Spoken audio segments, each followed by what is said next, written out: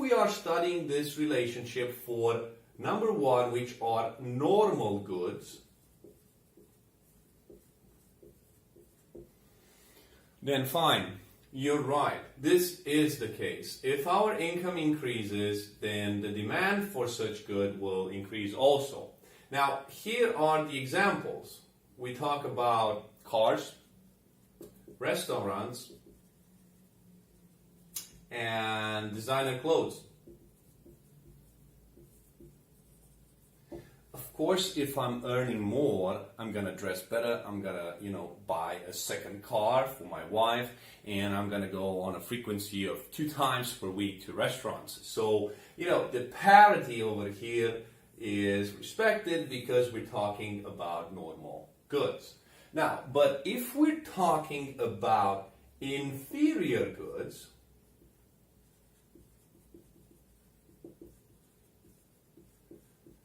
then there is a negative relationship over here, meaning that if my income starts to increase, the demand for inferior goods will start to drop as opposed to in the previous example.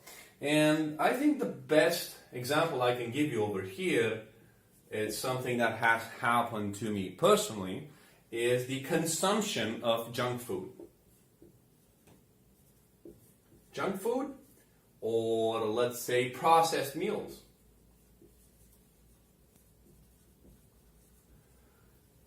Because your income is improving, you're gonna most probably start eating healthier and choose options that you could not afford previously. So you're starting, to focus on better health, and that's why you might have a drop in appetite for junk food or processed meals.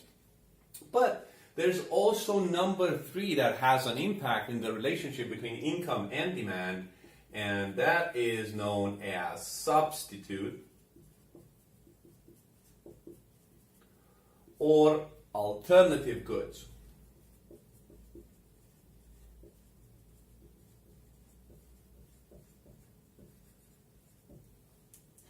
And what's funny over here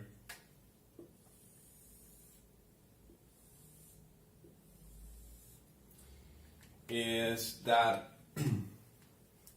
the best example I can give, so we actually understand this easier, would be Coke versus Pepsi.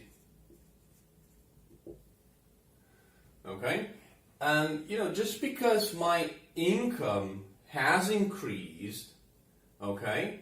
Just because my income has increased, if the price of Coke increases significantly, then my demand might shift to over here for Pepsi because the price of Pepsi has remained the same.